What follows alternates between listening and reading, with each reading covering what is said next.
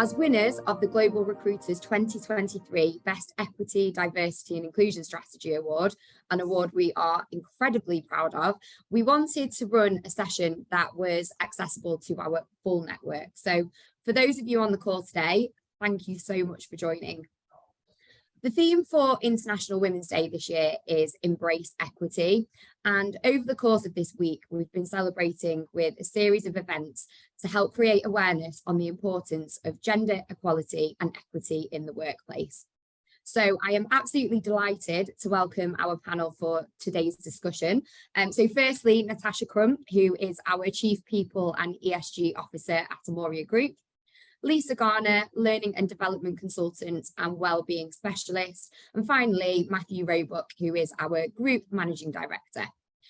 So Lisa, I'm going to come to you first, and keeping with the theme of Embrace Equity, what exactly is the difference between equality and equity, and why is it so important to recognise that difference?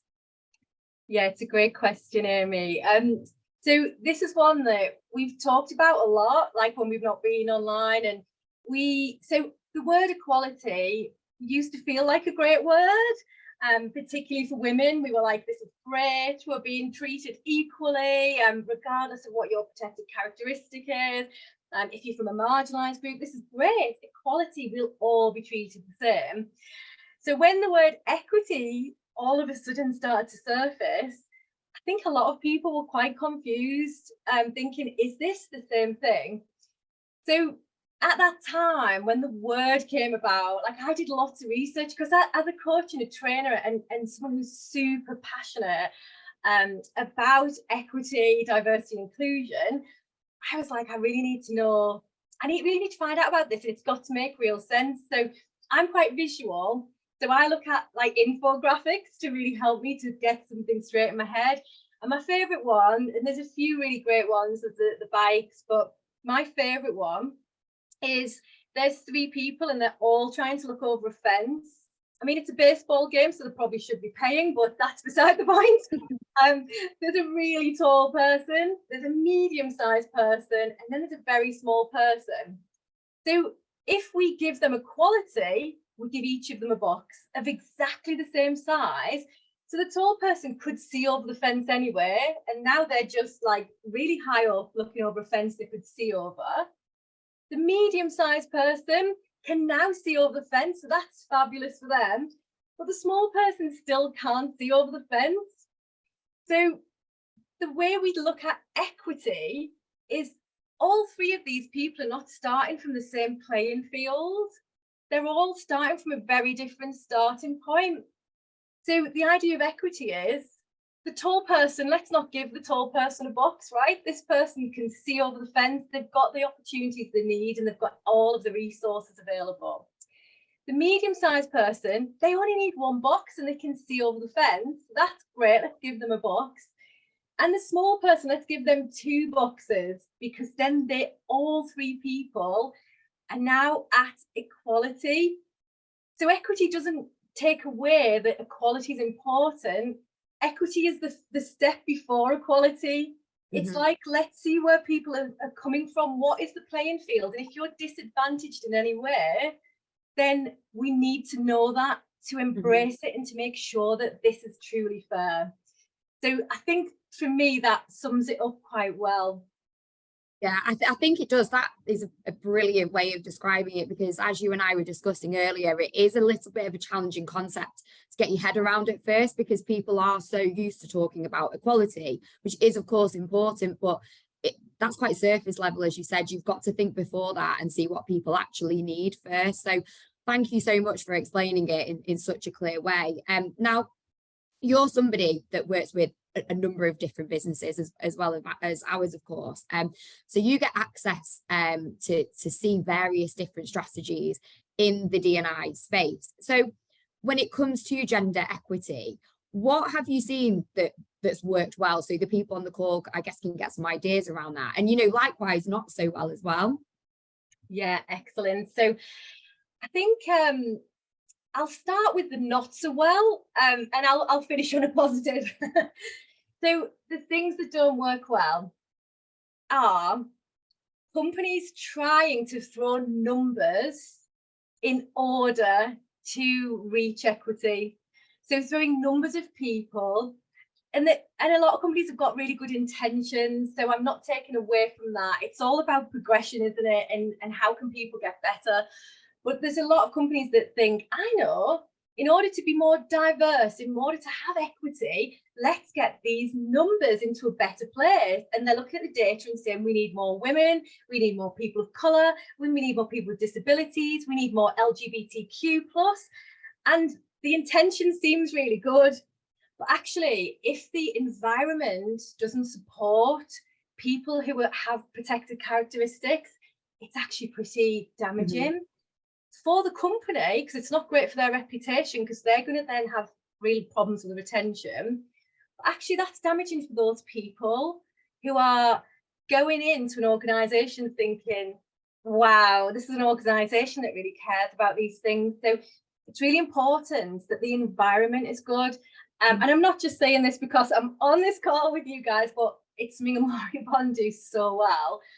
It's about feedback, and I think feedback's super important. So I know that there's like engagement surveys and particularly lots of questions around this topic to make sure that people are feeling comfortable and feeling supported and getting what they need to make it an equitable environment. I think role models are really important. So obviously there's some great role models, women on the board, role models in general, leadership, mentoring.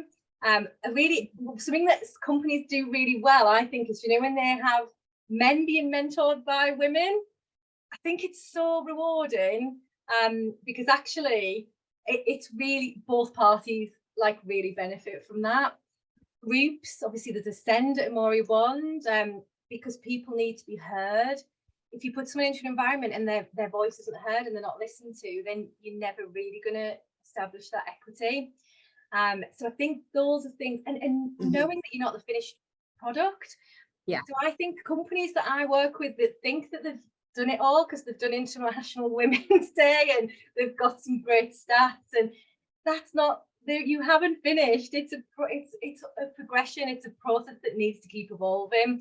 And really, really important, the organisations for me that do it best are the ones that also have men bringing it, like really supporting women.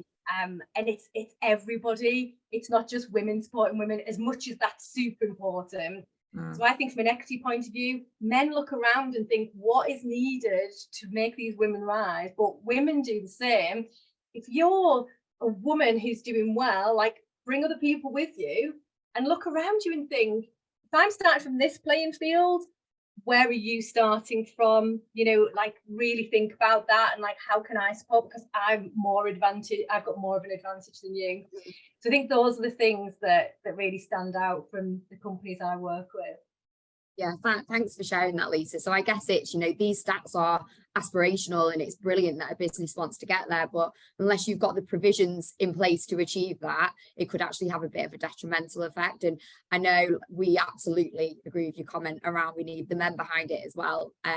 So that's something we can certainly resonate, that resonates with us. And I think it's also really important to recognise the value of working with external consultants as well, not just assuming that you've got all the answers and the skills within your business, because it is really not the case. As an example, we did a lot of work with Felicity Wingrove last year as part of our Ascend programme, and she's a true expert in her field, and we did loads of work around empowering communication, setting boundaries, and that's had a huge impact to our organisation. So looking externally to get the skills and the knowledge is a really essential part to a business improving what they're doing internally as well.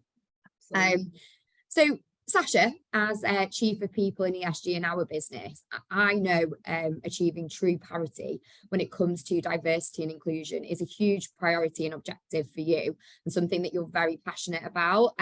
So what does embracing equity in the workplace really mean, and why is it so important, and how can companies create an effective strategy in this space? Okay, so quite a few things to answer there. A few questions there. Yeah, hugely passionate, as anyone who knows me will confirm. I'm going to answer the question slightly back to front, if that's okay. But I mean, to answer the middle part of your question first, because I do think it's really important.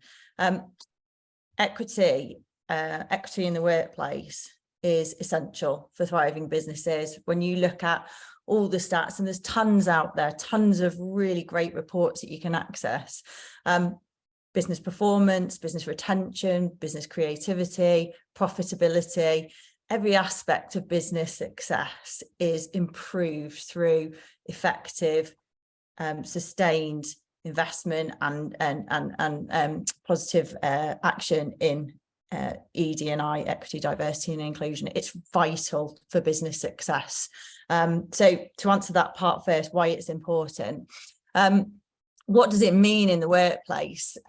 Ultimately, embracing equity in the workplace is about taking action. It's not about talking about how important ED&I is. It's not about kind of making grand statements. It's about taking tangible steps that actually create change within the organization, across an organization, whether that's right across the organization, so organizational values, culture, working practices, talent attraction and selection, hiring practices, it's policies and processes, the services you provide as an organization, even the suppliers that you work with.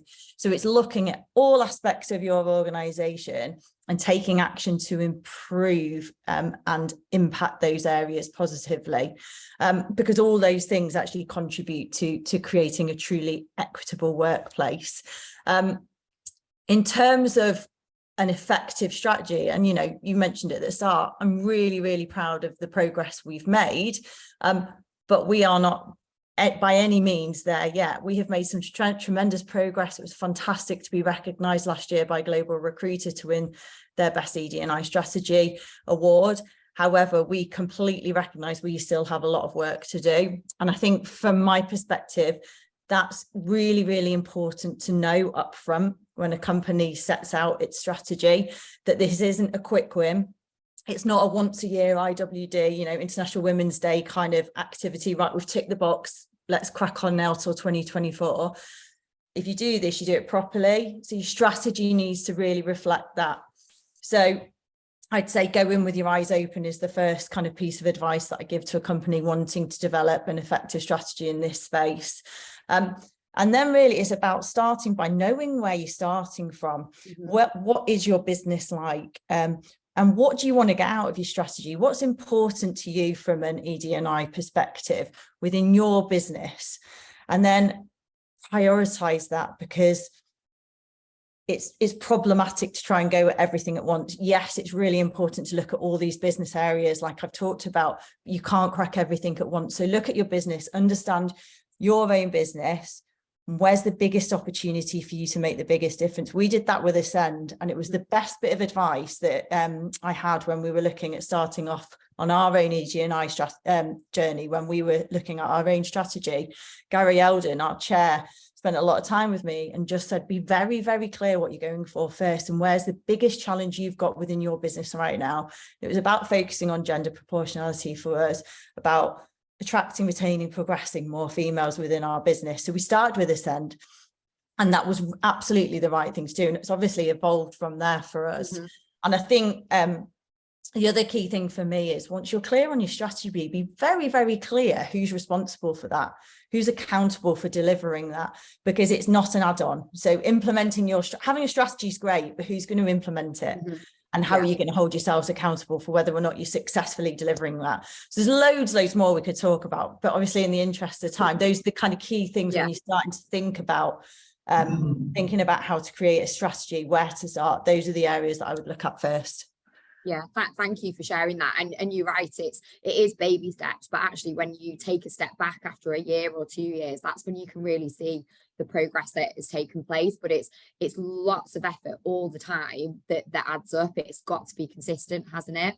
And I thought it was an interesting comment around all the different elements that help create, a really good D&I strategy.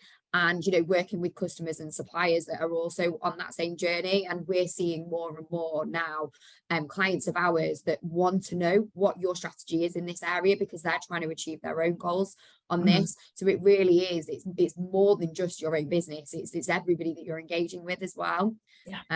So loads of useful info there. Thank you for that. So Matt, now you've been with the Amoria Group for 17 years, pretty much since the very, very beginning. So I think it'd be great to hear from you, you know, how you've seen the business evolve when it comes to gender equality, equity and inclusivity over all those years.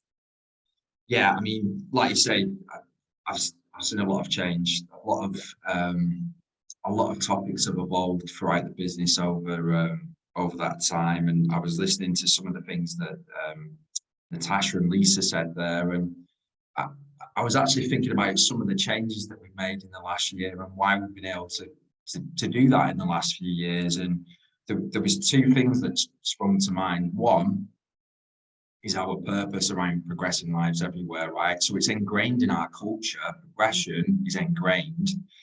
And two is we have a feedback culture. We put ourselves out there, you know, 2 to 3 times a year to get feedback from the business, for people to say, this is what you do well and this is what you can do better. And when I think about that and maybe why some other companies might struggle, if companies are focusing on just getting people into seats and they're not really focusing on why it's important and what's the real reason behind it, then I think that's going to be difficult. And as a business, we've always focused on a growth mindset.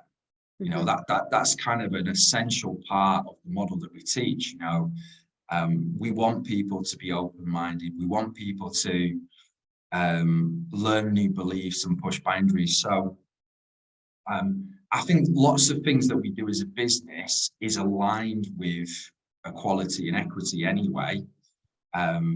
So it's probably made the journey a little bit easier. It's not been easy, it's definitely not, right? And as Sasha's just said, you know, we've got loads of improvement to make. Absolutely, we've got lots of more to do. But I was kind of thinking about it as a topic, and I was like, well, how have we made this progress? And then it got me thinking, I'm like, did we really focus on just getting more females in the business for the sake of it? No, we didn't. You know, at a board level, we took it as a serious topic and conversation, right? We discussed it at board level and saw that it was a problem. And I think there's the kind of the first light bulb moment, right? If you understand that there's a problem and you understand that you need to find solutions and that it's a big topic and that it's going to benefit you as a business, then I think that's the standing point. If you've got companies out there that are trying to drive it as a strategy, but they actually just don't believe in it, then it's not going to work, right? So I think that was the starting point, that the board recognized that we had work to do to become a better business and to become more inclusive as an environment. And I'll refer back to another point that I say quite a lot, which I think has helped us massively in the last few years. We've changed from a top-down business to a bottom-up business, right? We set up culture committees in every single office, where it's a trainee from day one or up to a manager that can join the committee, and diversity and inclusion is a key part of it, right? So I'm not saying that we've actioned everything that we've been given feedback on, right? You know, there's lots of projects, but there is lots of things that have come from people within the business that have said, well, look, have you thought about this? This is actually important to us. And we've taken action on that, right? And, you know, I can list all the different things that we've done, whether or not it's Send or Program One, or the changes that we've made internally. And I just think that's really engaging as a business. If you can start in a company and on the first day, you can contribute how the business grows and changes, That's amazing, right? Because if you think about all the people that we hire from the different backgrounds or the different cultures that have been educated differently, that look at things in a different way, I'm good at certain things, but I have lots of blind spots. And if I have different people around me from different cultures and backgrounds, I've got people that can help me kind of progress the business, right? So I think, yeah, for me, it's about really being open to that. And, when we, now that we're talking about the topic and we're focusing on International Women's Day, in my mind is going around like, actually look at all the progression that we've had, look at all the very successful females that we've got in the business. We've got more female leaders in the business than we ever have. And if I sit there and evaluate, I'm like, some of these are the best leaders that I've ever had in my 17 years of recruitment, right? But there was a point where we either wasn't supporting them in the right way, or we wasn't providing the right opportunities, or we wasn't thinking about it from their perspective, and we was like, no, it's this way, or it's not going to work. And that's kind of why we've got to where we are today, right? We've looked at things in a different way. Actually, a scary fact, it was only two or 3 years ago that we had our first external speaker that was a female. Yeah. Right? Michelle Griffith Robinson did a piece for our management team in Milan, and everyone said that she was the most motivational and best speaker that we've ever had as a business. I agree with, right? Yeah. What an inspirational woman she is, and how powerful she is, and actually can give you tools to make changes. And we brought her back. We got her back for the AGM because it was like, wow, this is just like, even for anyone in the business, right? It was so empowering to hear her story and how she tackles or tries to tackle each day. And so I think there's lots of things that we've done. And if I was going to summarize it, then it's like, look, I think you have to recognize the importance.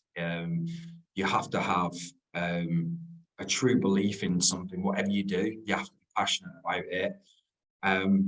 Then you have to understand the topic, right? And we have to constantly be educated by people in our business, but through feedback. We have to be educated by externals that have different ideas and different thoughts.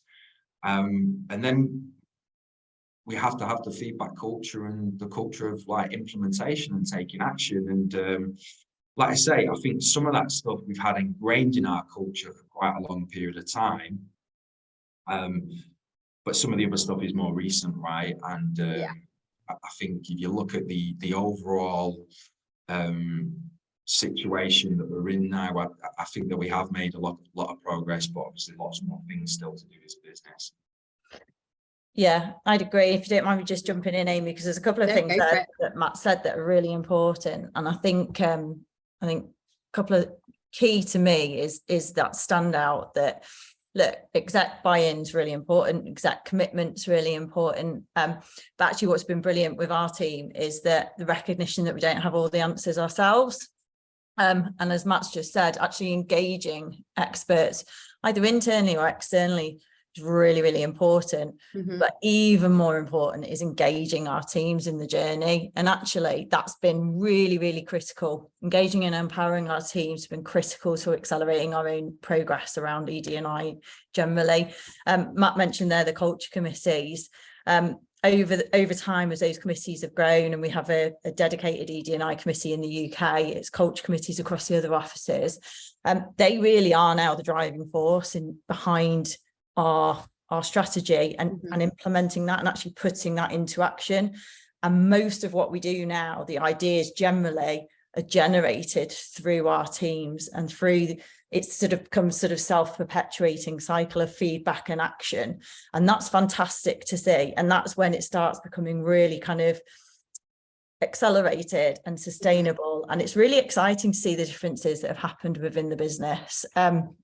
So yeah, and the other thing I think that's just come out of what whilst Matt was talking that I just wanted to highlight was the importance of men in the conversation. So, you know, it's great that we've got Matt on the call today, and we're talking on International Women's Day, because quite often there's a bit of a misperception that women are the only ones who benefit from a more equal society. Well, that's not true. Gender parity is not just a female problem, and it can't be solved by women in isolation either.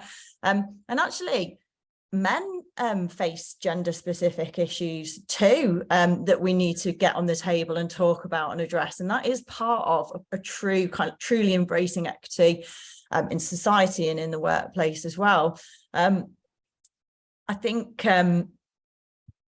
if we only focus on women and the barriers that women face, then we'll always just be treating the symptoms. We won't be treating the underlying causes. And that's why actually a joined up conversation and the kind of openness that Matt was referring to there is really, really essential to moving to the dial. Yeah, I completely agree. And actually having that buy-in from the men in the business around the Ascend programme has actually what's helped to make it such a success, without a doubt. And finally, Sasha, you know, equity is wider than just gender though. So what other areas can a business impact by providing truly equitable opportunities? Well, I guess the answer is limitless, right? So, you know, we started off by talking about the fact that true workplace equity positively impacts every part of the business if it's, you know, done right. And it's really key, actually. It kind of, again, a little bit of repetition here from what Matt says or referring on from it. Equity and opportunity is really, really important to employee psychological safety, empowerment and engagement, because if your employees feel safe and listened to, then they'll tell you what their experience really is, right? And especially if you can kind of give them different ways, facilitate different ways and channels them to do that. And if they're telling you what their real experience is, not what you think their experience is or should be, then actually, then you can work together to create solutions and to support them. And that is really about what true equity is. Now, that could be flexible working, it could be tech tools, it could be policy changes, it could be affiliations and memberships, it could be mentoring like Lisa mentioned. It's kind of limitless. And Matt referred to other initiatives like Programme One. You know, we're really proud to have signed up to the government scheme in the UK supporting ex-military last year. It's a snowballing effect, actually. So the more you start talking about this and the more you engage your employees, as I said before, it just becomes a self-perpetuating positive cycle, just continuous engagement, improvement, and you become aware of things that you maybe hadn't even thought of before. You know, just one really little example, when one employee asked about a prayer room. Now, we did that in one office, and now we offer it across, I think, all our offices, or certainly if people want it. We have prayer rooms in the UK, in our APAC offices, in Germany, and those are the kind of things. That's what I'm saying is, but we hadn't thought about that. Had we thought about that, we'd have created that earlier. But it's only by having conversations and providing that opportunity for conversations and people being listened and heard to. And as I said, and we've referred to all the way through, it's a journey, right? There's no end point here. So it's exciting to see where it's going, because it's only going to get better. Exactly. And it goes back to having that feedback culture again of getting the ideas in and then implementing them, because it's constantly evolving. Absolutely. Yeah. So look, I think that's a really lovely way to round off the discussion. So thank you for that. And thank you to everybody on our panel. I think you've provided some really informative insights and lessons and things that everybody can learn from. And also why equity in the workplace is so important. So thank you so much to everybody that's joined the LinkedIn Live and the discussion today as well. I really hope that you've all enjoyed it. Thanks so much, Amy. Thanks, Amy. Cheers, Lisa. Cheers, Matt. Thanks. Cheers. Bye-bye.